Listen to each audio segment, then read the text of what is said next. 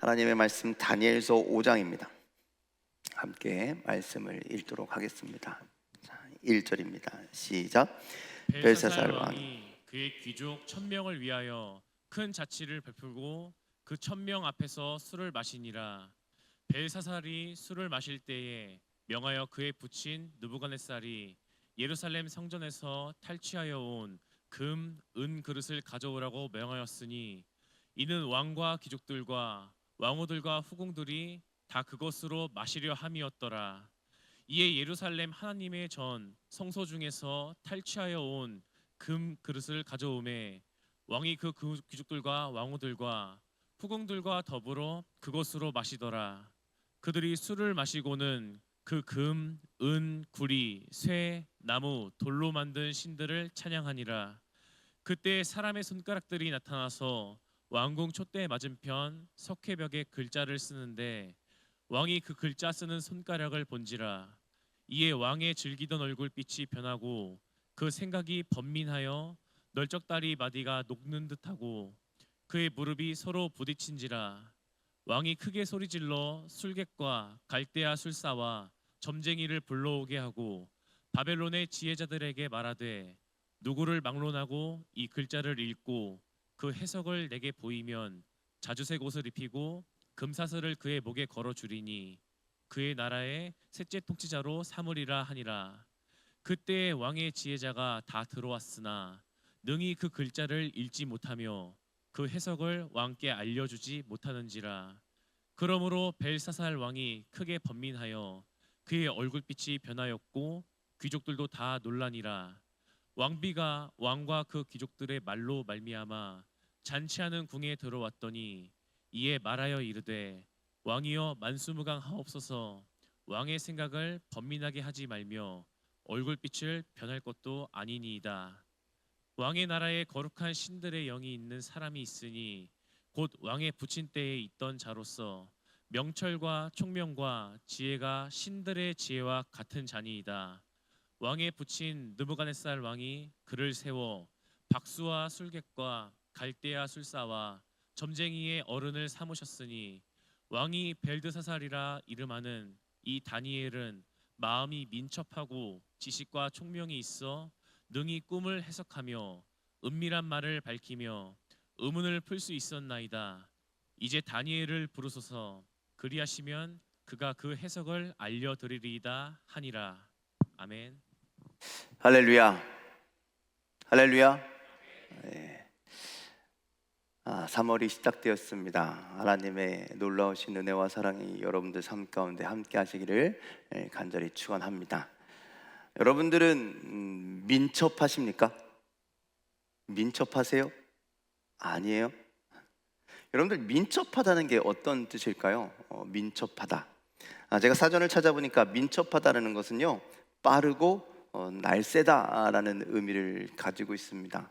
그게 민첩한 거래요. 근데 그 민첩함은요, 단순히 젊어서 운동신경이 좋아서 빠르고 날쌔다, 이것을 의미하는 단어는 아닙니다. 그럼 어떤 것을 의미하느냐? 예를 들어 이런 거죠. 저희 딸 성경이가 지난 겨울에 광명시에서 운영하는 대학생 아르바이트를 하게 되었습니다. 배정된 장소가 어디냐면 광명 서초등학교의 그 유치원에 배정을 받아서 갔는데, 거기에 어떤 남학생과 자기와 두 사람이 거기서 일을 하게 되더래요. 그런데 그 담당 교사가, 유치원 선생님이 그 아르바이트 학생들에게 이런저런 일을 시킬 거 아니에요. 그런데 거기 그 남학생은 자기보다 나이가 1살인가 2살이 많더래요. 그런데 선생님이 얘기하는 걸 하나도 이해를 못 하더라는 겁니다. 뭘 알려주면 엉뚱한 짓 하고 있고, 그래서 가위질 같은 거 단순한 노동을 시켜도 이리 삐뚤 저리 삐뚤 그래갖고 뒷손 가게 만들고 정말 속이 터지더래요. 그래서 이 동생 같으면, 내가 아는 동생 같으면 그냥 한 방 콱 쥐어받고 싶다, 아마 이럴 정도로 답답하더래요. 그런데 성경이는 어떻습니까? 쟤는 어려서부터 어디서 성장했어요? 교회에서 성장하니까, 아동부 교사한 짬밥이 있다 보니까 선생님이 얘기하니까 다 아는 거예요. 하나를 얘기해주면 10가지를 알고, 그리고 뭐 가위질 뭐 해도 똑바로 잘 딱딱딱 해놓으니까 선생님이 생각할 때, 그 교사가 생각할 때 누가 좋아요? 누가 좋아요? 제 딸이지만 성경이가 좋았겠죠. 예. 그 아이가 모든 일에서 뭐하다? 민첩한 거예요. 여러분들, 민첩하다라는 건 이런 것을 의미한 겁니다. 무엇 하나 시키면 알아서 탁탁 하는 것. 조금 전에도 도훈이가 이렇게 들어왔는데 제가 손가락질 딱 두드렸죠. 이렇게 하니까 뭐 해요? 벌떡 일어나더니 드럼 자리로 와서 드럼을 쳐요. 그 모습을 보더니 저 2층에 있던 예준이는 그럼 나도 베이스를 쳐야지 라는 마음으로 또 쫓아내려와요. 이게 민첩한 거예요. 상황을 보고 내가 무엇을 어떻게 해야 하는지를 아는 사람이 바로 민첩한 사람인 것이죠. 자, 오늘 이 민첩하다라는 것을 머리에 두시고 오늘 이 상황을 한번 우리가 읽어 보았는데, 여러분들 오늘 말씀에 바벨론의 벨사살 왕이 하나님 앞에 큰 죄악을 저지르게 됩니다. 예루살렘 성전에서 탈취해 온 그 성전의 기물들, 그릇들을 가지고 잔치를 벌여놓고 거기서 왕궁과 후궁과 귀족들이 함께 뭐 하겠다는 거예요? 한마디로 잔치에서 술 퍼마시겠다는 거예요. 그래서 술을 퍼마셨습니다. 그랬더니 갑자기 허공에서 사람의 손가락이 나타나더니 벽에다가 글을 쓰는 거죠. 그것을 보고 벨사살 왕이 두려움에 떠는 겁니다. 얼굴색이 하얗게 질려버리고, 다리가 후두두두 떨리고 다리가 녹아서 주저앉을 상황이 됐던 것이죠. 그래서 이게 과연 무슨 일이냐? 저 글이 어떤 뜻이냐? 바벨론의 모든 지혜자들을 불러놓고 술사들을 부어놓고 저게 뭐냐라고 해석해달라고 그렇게 얘기했지만 그 누구도 해석할 수가 없었습니다. 그때 왕비가 귀족들과 함께 와서 왕이시여, 걱정하지 마십시오. 당신의 선대 왕이 있을 때 정말 지혜로운 사람이 있습니다. 그 사람이 와서 이것을 다 해결해 줄 겁니다. 걱정하지 마세요 라고 그렇게 얘기하면서 누구를 소개해요? 다니엘을 소개하죠. 다니엘을 소개하는데 다니엘을 어떤 사람이라고 소개하냐면 우리 12절 말씀을 다시 한번 읽어보도록 하겠습니다. 12절입니다. 시작. 왕이 벨드사살이라 이름하는 이 다니엘은 마음이 민첩하고 지식과 총명이 있어 능히 꿈을 해석하며 은밀한 말을 밝히며 의문을 풀 수 있었나이다. 이제 다니엘을 부르소서. 그리하시면 그가 그 해석을 알려드리리이다 하니라.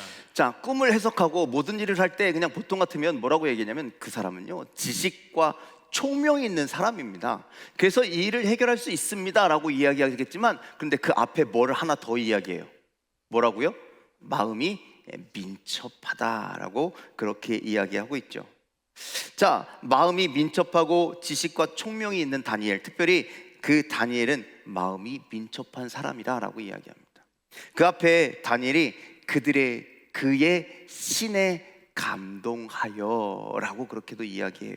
그러니 여러분들, 다니엘은 하나님의 영에 감동되어서 그래서 마음이 민첩하고 지식과 총명이 있는 자였다라는 것이죠. 특별히 오늘 우리가 살펴볼 단어는 그의 마음이 총명하였다라는 것입니다. 다니엘이 어떤 사람에게 그랬다고요? 마음이 민첩한 사람.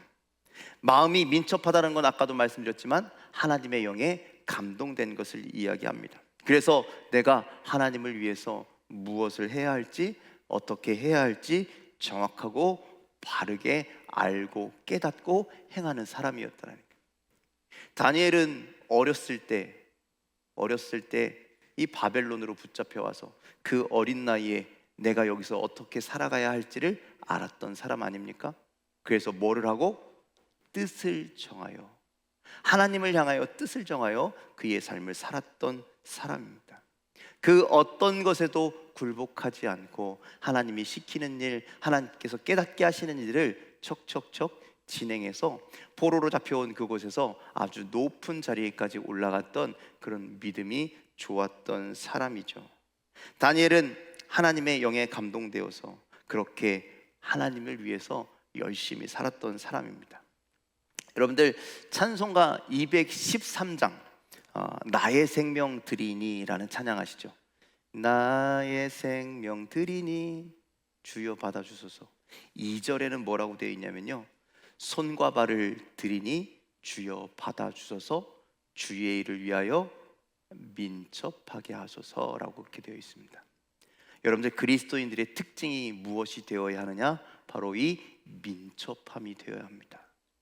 그래서 하나님의 영이 우리를 감동하시면, 하나님의 영이 우리와 함께 하시면 우리가 살아가는 모든 곳에서 민첩한 삶을 살게 된다는 거예요.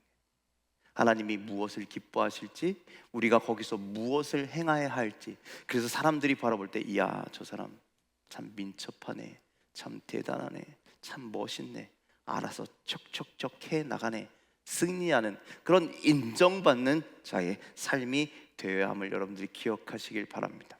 성경에 보면 수많은 사람들이 그 민첩함을 가지고 살아감을 보게 됩니다. 하나님의 영에 감동된 민첩함이죠. 바울은요, 자기의 사역을 묘사할 때 자기가 다름박질을 했다라고 그렇게 표현하죠. 하나님의 영이 자신을 다름박질 하도록 했습니다. 하나님의 말씀을 전하는데 열심히 다름박질할 수 있도록 그렇게 하나님께서 힘과 능력과 지혜와 총명을 허락해 주셨다라는 것이죠. 마찬가지입니다. 우리가 하나님을 사랑하면, 하나님의 영이 우리에게 감동되면, 하나님의 영이 우리 안에 충만하면 하나님이 우리를 민첩하게 하시고 우리가 그곳에서 무엇을 해야 될지, 어떻게 해야 할지 지혜를 주시고 힘을 주시고 능력을 주시는 줄 믿으시길 바랍니다. 여러분들 다니엘이 사자굴에 갇히잖아요, 그렇죠? 나이가 몇 살인 줄 아십니까? 그때쯤 대충 대략 80세라고 그렇게 얘기합니다. 80세에 사자굴에 갇혀요. 여러분들 포로로 잡혀온 게 대략 12살, 3살이었거든요. 그러니 여러분들 거의 70년을 포로 생활하는 거예요. 그런데 거기에서 여러분들 그 세월 동안 지위가 높아졌잖아요. 힘도 생겼잖아요. 그러면 적응하고 편한 삶을 추구할 만도 한데, 그런데 다니엘은 무엇이 변하지 않았느냐? 하나님을 향한 마음이 변하지 않더라는 거예요. 그가 한결같이 이렇게 하나님을 향하여 살아갈 수 있었던 건 그가 하나님의 영에 감동된 삶을 매일매일 살아갔기 때문이에요. 성령은요, 그렇게 우리를 새롭게 하는 능력이 있습니다. 우리를 지치지 않게 하는 능력이 있습니다. 그래서 나이가 들었어도 젊을 때처럼 민첩하게 내가 무엇을 해야 되는지, 내가 무엇을 고백해야 되는지, 내가 어떻게 살아가야 할지를 다니엘이 알고 그렇게 살아간 것이죠. 여러분들 모세가 나이가 120세가 되었는데 성경은 모세를 어떻게 표현하냐면 그의 눈이 흐리지 아니하고 기력이 쇠하지 아니하였다라고 그렇게 말씀합니다.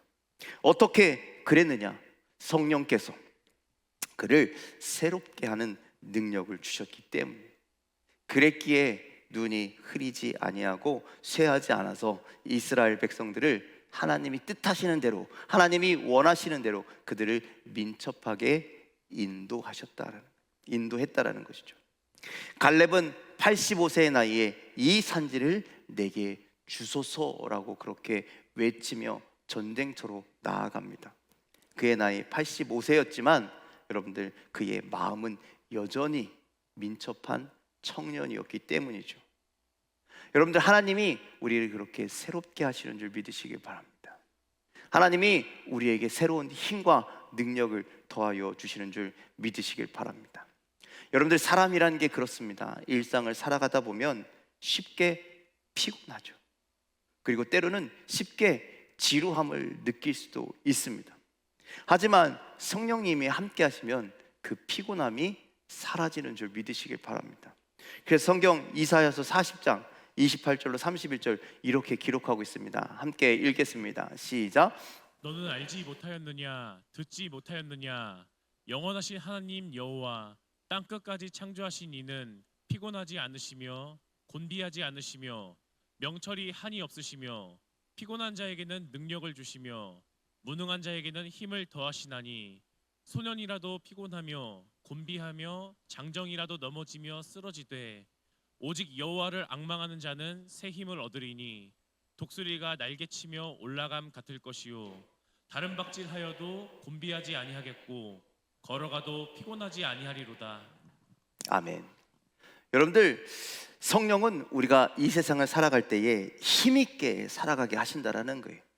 우리 저기 젊은이들이 있지만 여러분들, 저 젊은이들이 쓰러지고 넘어질 정도로 이 세상은 피곤하고 힘든 일이 가득합니다. 여러분들 회사에서 열심히 일하시다가 피곤해, 그래서 집에 와서 픽 쓰러져 잠자는 날들이 있으시잖아요. 하지만 여호와를 앙망하는 자, 그리고 하나님의 영에 감동된 사람들은 하나님께서 독수리 날개치며 올라간 같은 힘을 허락하시는 줄 믿으시길 바랍니다. 다른 박질하여도 피곤하지 아니하겠고 걸어가도 피곤하지 않는 힘과 능력을 더하여 주시는 줄 믿으시길 바랍니다. 여러분들의 삶에서 날마다 그렇게 새로운 힘을 공급받게 되기를 주님의 이름으로 간절히 축원을 드립니다. 또 하나님의 영이 함께 하시면 우리의 일상이 날마다 새로워지는 줄 믿으시길 바랍니다. 에레미야가 3장 22절 23절에 이렇게 말씀합니다. 함께 읽겠습니다. 시작. 여호와의 인자와 긍휼이 무궁하심으로 우리가 진멸되지 아니함이니이다. 이것들이 아침마다 새로우니 주의 성실하심이 크시도소이다. 자, 여러분들, 우리가 삶에서 아침에 일어날 때 어떻습니까? 일어나기 싫어, 귀찮아, 오늘도 힘드네, 오늘도 피곤하네, 회사 가기 싫다, 뭐 재미없다, 지겹다. 여러분들, 이 지루하고 재미없고 활력이 없는 이런 삶이지만 여러분들, 성령이 우리와 함께 하시면 아침마다 어떻게 우리를 하신다고요? 새롭게 하신다는, 새롭게, 새로운 마음과 새로운 정신과 새로운 활력과 새로운 힘과 능력을 주시는 줄 믿으시길 바랍니다. 그래서 지루한 삶이 아닌 오늘도 설레이는 이 하루를 허락하여 주시는 줄 믿으시길 바랍니다. 이렇게 성령 충만한 자는, 하나님의 영에 감동된 자는 다니엘처럼 민첩하게 될 것입니다. 한결같은 모습을 허락하여 주실 줄 믿으시길 바랍니다. 처음과 나중이 동일하게 될 줄 믿으시길 바랍니다. 여러분들의 삶에 새로운 기쁨과 설레임이 가득하게 되기를 간절히 소망합니다. 새롭게 일을 시작할 때 주셨던 그 기쁨과 설레임이 가득하시기를 간절히 소망합니다. 또 여러분 삶에서 피곤하지 않고 넘어지지 않고 일어설 수 있는 힘과 능력을 허락하여 주시는 줄 믿으시길 바랍니다. 성령은 우리에게 그렇게 우리를 허락하여 주신다라는 것이죠. 여러분들, 3월 한 달이 되었습니다. 3월 한 달이 되었다고 우리의 삶이 확 바뀌어지지 않습니다. 여전히 우리는 동일한 삶을 살아갑니다. 하지만 이 3월을 우리가 어떻게 살아갈 수 있을까? 그것은 바뀔 수 있습니다. 성령이 함께 하시면 하나님께서 우리의 삶의 모든 곳에서 우리를 민첩하게 하실 줄 믿으시길 바랍니다. 민첩한 자는 모든 것을 할 수 있습니다. 모든 것을 지혜롭게 할 수 있습니다. 어려움도 이길 수 있습니다. 지겨운 일들도 기쁨과 감사함으로 할 수 있습니다. 저 사람은 살아가는 모습이 달라라고 그렇게 인정받을 수 있습니다. 여러분들이 성령에 충만하여 그렇게 이 땅을 민첩하게 아름답게 살아가시기를 주님의 이름으로 간절히 축원을 드립니다. 여러분들의 가정에서, 여러분들의 학교에서, 여러분들의 직장에서, 여러분들의 삶의 모든 자리에서, 그리고 여러분들의 사명 맡은 모든 곳에서 민첩하시기를 주님의 이름으로 간절히 축원을 드립니다. 그래서 하나님께서 우리에게 맡겨주신 모든 일을 잘 이룰 수 있는 새로운 힘과 새로운 능력이 여러분들에게 함께 하시기를 간절히 축원을 드립니다. 3월 이 한 달 민첩함으로 살아가십시오. 개인의 능력이 아닌 하나님이 주시는 민첩함, 그것들을 통하여 이 땅에서 승리하며 세상 사람들에게 인정받는, 또 하나님이 기뻐하시는 거룩한 주의 자녀로 살아가시기를 주님의 이름으로 간절히 축원을 드립니다. 기도하겠습니다.